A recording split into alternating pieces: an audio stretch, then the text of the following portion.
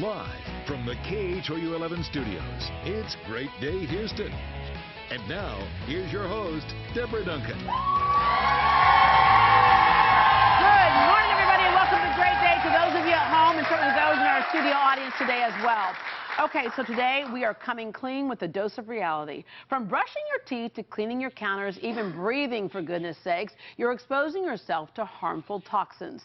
As a toxicologist and a mom, our first guest felt it was her duty to help us clean up our act in the name of health. But how exactly do we do that? Please welcome the Tox Doc, Dr. Noreen Mayberry. Hello. Hey, Deborah. Thank you for having me. You're welcome. All right, so you are actually a toxicologist for NASA, the first female toxicologist for NASA? Oh, yes.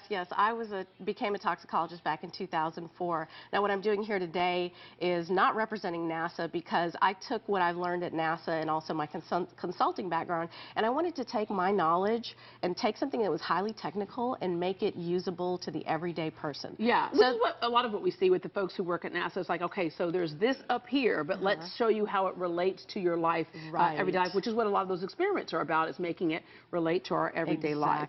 Let me start with a definition of when we say toxins. A lot of times people interchange that with the word poison.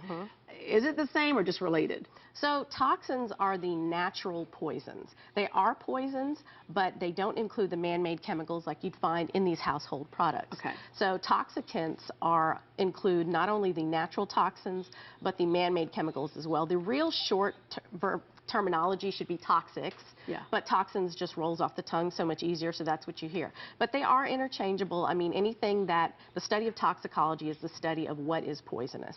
So the dose makes the poison. Okay, all right, yeah, because sometimes we'll see things like, for example, toothpaste. Right. It'll say on there, you know, make sure your kids don't get a hold of this. If they swallow too much, call the poison control center. You're like, we're putting this in our mouth? Right. But it all depends on how much. It does. If you use most of these products as directed, they're not going to be harmful to you over the long term. But a lot of times we don't take that time to read the packaging, and we expose ourselves to these high acute exposure. And acute exposure is a chemical exposure that can occur in 24 hours or less. Yeah. So like when we're cleaning at the house, if we're not reading our labels and we're, putting in the maximum amount of chemicals way over what is recommended. And several different chemicals that we'll clean with. Exactly. You've got that mixture that, ends up in your air because a lot of them are lightweight, they're volatile, and they slowly cause neurological changes. They can cause behavioral changes. They can be endocrine disruptors, meaning that they will mimic hormones or cause changes in your hormones. And you get these non-specific symptoms, and a lot of times the physicians don't know how to diagnose or treat that. They don't know what the cause is, and sometimes it's hard to find out which one of, because there are several, like I said. Let's start with in our homes. A lot of us can be like, neat freaks, and are clean freaks, and we want to like anything that will clean up and kill germs, we're all about it. But definitely. But the thing is, I'm not saying get rid of all your chemicals. What I am saying is that reduce the dosage, reduce the amount of chemicals that you come in contact with. We grew up seeing people using gloves to clean. When we see people who are professionally cleaning, generally they wear gloves. A lot of us don't wear gloves at home. Solvents can actually, go through the skin barrier, the top skin barriers, the dermis, and the skin is the most inefficient way to get exposed to toxins and toxicants. But when you're talking solvents, it's pretty efficient. Yeah. So and put on the metabolized through the liver. It can be metabolized. The liver works to detoxify. That's your natural detoxification system. So these chemicals are highly fat soluble, meaning that they get stored in fat, they dissolve in fats. So if we get to a point where we're exposed to too many chemicals, our bodies are amazing. They'll produce more fat cells, and then we'll store those excess chemicals in those fat cells. I think I've been cleaning too much. That's my. I haven't been eating too much. I've been cleaning too much. All right. So again, using these types of products that we certainly see in stores. You're saying just not that these by themselves are going to cause big issues, but to use gloves when you can. And then there are other solutions. There are things like using the power of vinegar alone. Most definitely. I say don't use these as much. Learn to use some of those natural cleaning agents. I mean, there are a lot of different devices that use steam, and you can use steam for everyday cleaning. And so that can sanitize a surface to where you don't have to wipe away the biological toxins and leave those chemical toxicants behind. Sometimes the germs aren't as bad as the toxins are. That's right. I mean, so it's very important that you reduce the dosage. So that's a simple and easy way. If you're not going to throw out all of your chemicals, because most of us won't, at least every 3 to 6 months, you should take inventory of what I call your chemical or toxic roommates. So let's go through the kitchen cabinets, which is why we're here in the kitchen, because this is where we tend to store most of our chemicals is in the kitchen. Let's go through these chemicals in our cabinets and let's say, okay, how many years have I had this? Or did I buy this in bulk? Why did I need to buy this? Sometimes we think that these seals are airtight, and they're not. Yeah. So you've got low levels of these volatile chemicals that are evaporating and leaching out. You know, I've gone to houses and I see like a cleaning product like this, and it's open. And if you read the label, it says seal tightly. Yeah. And it's not just to preserve change product. the chemical composition of something when it has that long-term exposure. It can, but it definitely causes you to have a long-term exposure. Okay. In our air, we shed about 8.8 pounds of skin annually, each person. Ooh. So that's what's in our dust. Yeah. And so what adheres to the dust are these chemicals, and then we breathe them in. Okay. So we want to get rid of that. We hear a lot about pesticides in our foods, which Oh, kind of yes. lends itself to the organic movement. Exactly. And so, you know, it's kind of out of sight, out of mind. We can't see the pesticides on here, so a lot of us Right. don't really question that. Right, it's so convenient. We just feel like we're doing something good if we get any vegetables into our systems, which for a lot of us that's the case because some of us only eat processed foods. Look at this pineapple. Do you think it's been exposed to something? Look at this. I think maybe something went awry right there. Okay, so organic versus non-organic. I know a lot of people have that question because there's usually an extra expense on organic products. There's definitely an extra expense associated with it unless you know people. You get to know people out in your community. Here in the Houston area, there are a lot of people who are, you know, have the farmers markets, they sell. We're close. We have access to a lot of people who will, you know, give you fresh eggs that are not exposed to chemicals, that will grow fruit that are not exposed to excess chemicals. So you get to know people. There are also great co-ops around Houston that you can join and get organic at a price that is a little bit better. Now, if you can't do that, something you should always do is you should scrub your vegetables. Yeah. You should scrub that skin. You don't necessarily want to get rid of all of the skin, but you want to scrub the skin. If you soak your vegetables, a lot of us just take these greens, we just run them under the water and we put them in our salad. Yeah. And that's just not good enough because, you know, these things come from the ground. They contain dirt, they contain chemicals. You got to soak them off. An easy way to do that is a vinegar, white vinegar, and water mixture. Like you mentioned vinegar earlier. Vinegar can save the world, can't it? I mean, vinegar and baking soda can save the world. It's wonderful. So if you do that and you soak them for about 15, 20 minutes, look at the residue that's in there afterwards. It is astounding. Yeah. All right. These are some of the things that we can easily, I think, control. Yes. There's that joke, you know, in healthcare, we all always say, gosh, if we just breathe, we're putting ourselves at risk. Stop breathing, people. You could die.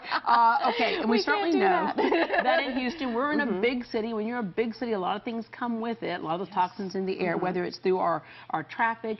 We certainly know that we have industry here. Definitely. I think some of the research showed that more kids in Houston have issues with asthma than most other cities, and that could be a leading. You know, and you've got a lot of partially combusted gasoline, petroleum products from the vehicles, also from the refineries, and they can cause symptoms. They can cause people and children particularly to develop asthma. One thing about reducing the amount of chemicals in the home, because that's the one place you can truly control, is that kids, even though they might get the same dosage per se as an adult, it's actually a greater burden on them because they're smaller, their immune systems are not as developed, so you've got a greater incidence. Kids like to lay on the floor, and so if you just mop the floor, you know, and your kid's laying on the floor or on the couch, you know, they're getting exposed to untold amounts of chemicals. How do we reduce that, though? Because we can't really control the air we breathe.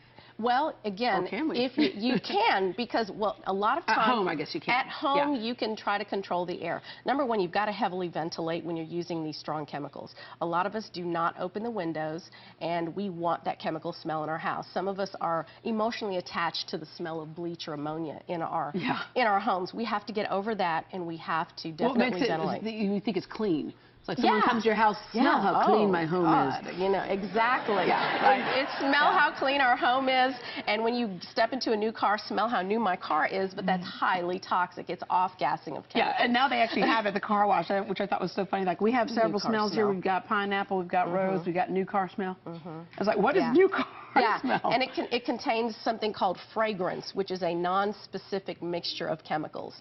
So things that contain the ingredient fragrance you want to stay away from. Yeah. And again, your point is, it's like we talk about, you know, when you're outside, you can't control really what you breathe, but if you can control some other things, you're putting less pressure on your body to keep you well and keep circulating all those things. And one thing I would just want to mention is your HVAC system. That controls the air exchanges in your house. Make sure that's working properly. Make sure that's balanced. And your filters changed. Definitely filters changed. All right. We forget mold. that one. You know, a few years ago, it became the big news story, this thing called Stachybotrys and other kinds of molds. The molds have always been there. Oh, definitely. It's just that we were able to kind of define it.